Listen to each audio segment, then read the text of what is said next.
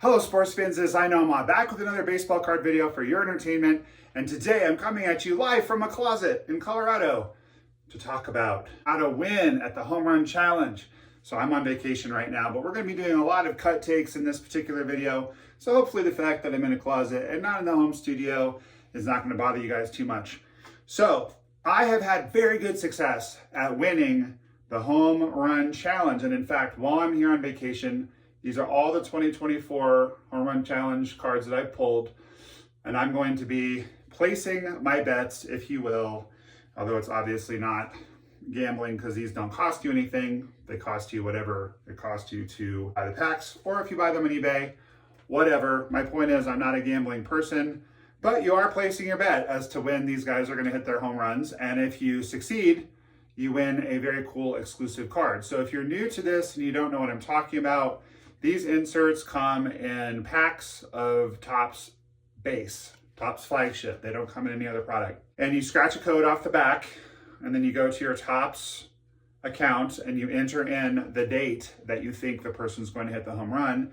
And then you can also do, it's called a double down, which is you can say, I think it's going to go this distance. I think it's over 425 feet. And you get an even more special card.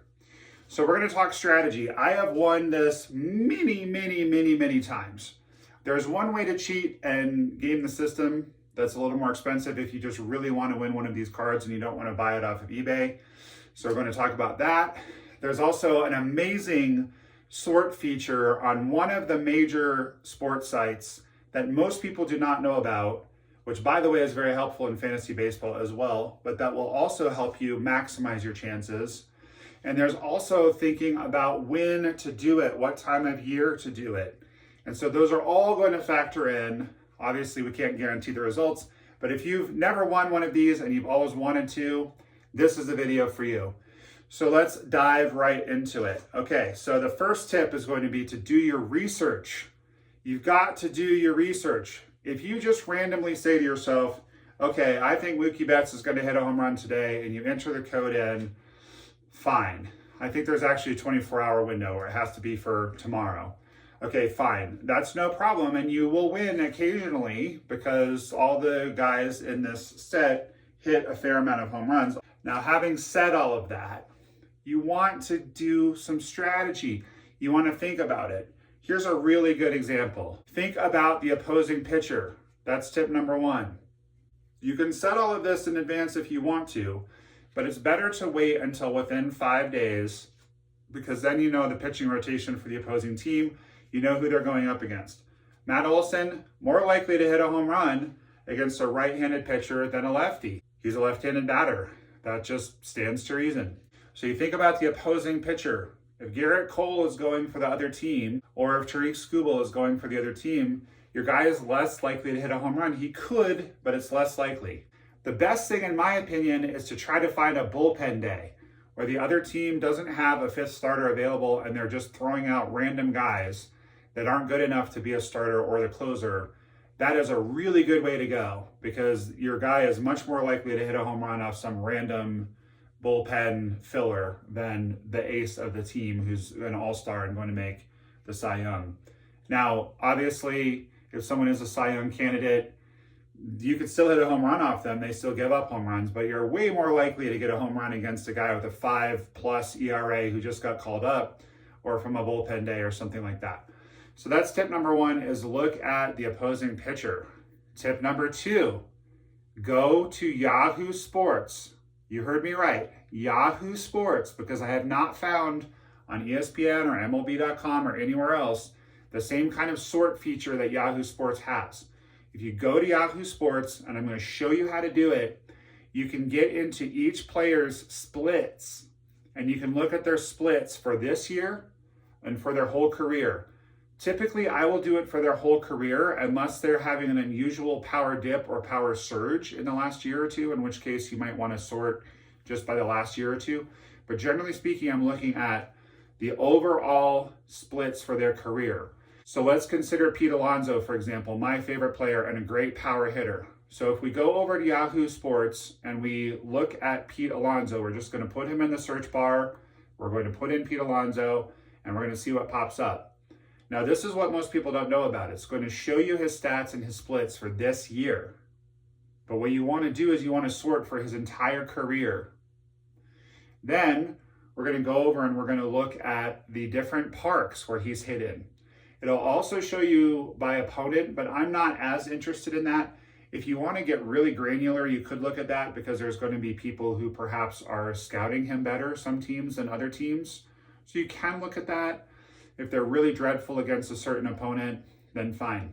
So in Pete's case, as you can see here, he kills it at Camden Yards. So what you're going to want to do is look at when is Pete Alonso going to be playing the Orioles this year at Camden Yards in an away game. If you can't find one, that's okay. You just go down to the next one, which in his case looks like Coors Field. So you can look at how many home runs they've had and how many at-bats, but it's easier just to go to slugging percentage because slugging percentage is going to tell you a lot about how they hit in a particular park. So Pete Alonso loves hitting at Camden Yards, as you can see. He's only got 4 home runs there, but it's in a very low number of at-bats. Perhaps it's too small of a sample size, but I don't think so. I think he crushes at Camden Yards, and I'm going to put my money on him hitting home runs at Camden Yards. Now again, you can put it anywhere. Someone like Pete Alonso is going to hit home runs everywhere. You can also just do it at home. Some people just prefer home cooking. They hit a lot better at home, and you're going to say they're going to hit a home run at home. That's fine, but I usually look at the splits. Someone, of course, is going to hit more home runs at home because they just, by volume, play more games at home. What I'm curious about is the at-bat to home run ratio, which you can either figure out or you can just look at their slugging percentage. So something that really jumps off the page, if they're over 1,000 slugging at a certain park, like Pete is at Camden Yards, that's where you're going to put your prediction. So that's tip number 2. So tip number 1 is consider the opposing pitcher. Tip number 2 is consider where that batter hits for the most power in their career. Number 3 is going to be what time of year does the batter hit the best? Now, this is a little bit of a calculated risk because most hitters hit better when it's hotter. That's just normal. The ball carries better when it's hot. Also, most players hit better at, say, Coors Field, where the air is thin. If you haven't thought about it, you're not going to have your odds in your favor as much. So you really want to think about what time of year does this guy hit the best? It's usually going to be July, August, September, but everyone's different. Some people don't hit as well in September because they're getting tired. Again, if we're looking at Pete Alonso, he crushes in September. So the ideal thing is to see, does he have an away game at Camden Yards in September? He's much more likely to hit a home run then than any other time. Then and there, I should say, than any other time or place.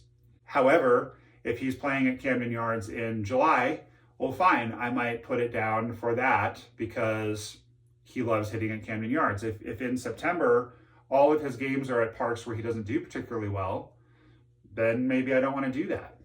But you want to think about when they hit the best. His best month far and away is September.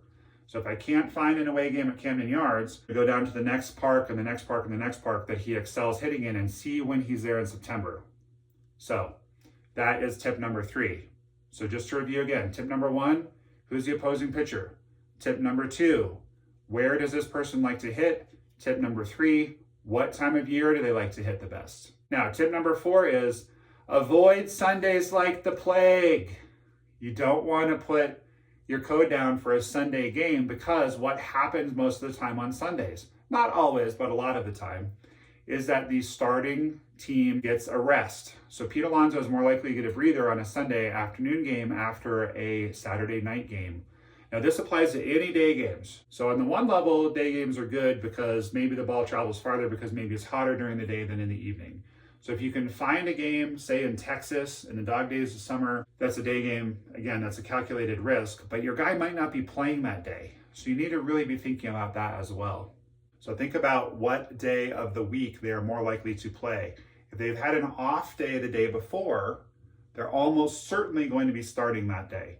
But you don't want to waste one of your codes on a day where your guy is not even playing. Now, obviously, managers are fickle. You have no way to know for sure. But your odds are much higher if you play them on a day after they've had an off day and if you stay away from day games after a night game. So we actually have 2 more tips. So the 5th tip is to think about when your player is healthy. If you get to determine that someone's most likely to do this in September, but they're an oft injured player, like say Lewis Robert, I would, if I had a Lewis Robert scratch off ticket, which I actually do, as it so happens, it looks like that, I'm going to be putting Lou Bob in for as soon as possible because he's healthy right now and he's often injured. So even if I were to find out he's playing in the park that he loves hitting at the most in August and he hits great in August, I might just go ahead and roll the dice for June or July because I don't know if he's going to be healthy in August. And of course, we don't know if anyone's going to be healthy in August. Mookie Betts just broke his hand, so it doesn't make any sense to put him down until September, right? But you want to think about how likely is this guy to be healthy. This is all about percentages. This is all about playing the percentages and maximizing your chances.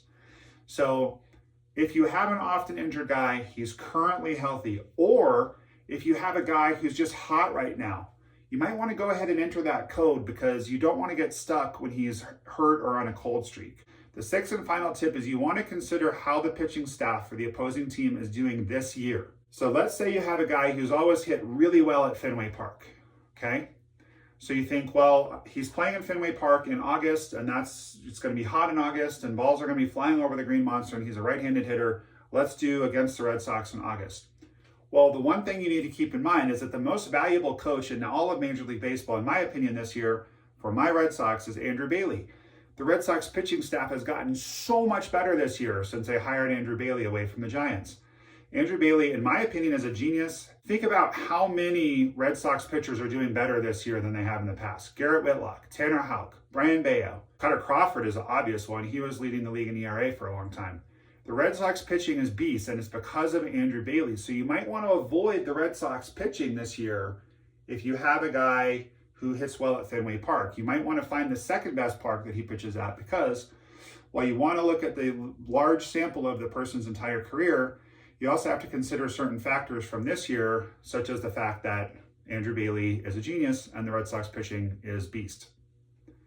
So those are my 6 tips to help maximize your chance to win a home run challenge this year. If you do win, and if these tips help you, please let me know. I would love to hear from you. Oh, and I almost forgot to mention, here's the cheat. If you want to cheat, just go on eBay and buy a bunch of cards of the guy that you want to win with. And you can also go on the benchtrading.com or sportscardforum.com. And if you're not familiar with those, go into my channel page and find the video about how to trade cards online because it goes into great depth. If you can acquire a lot of cards of a particular person, you're going to maximize your chances. So for example, Pete Alonso.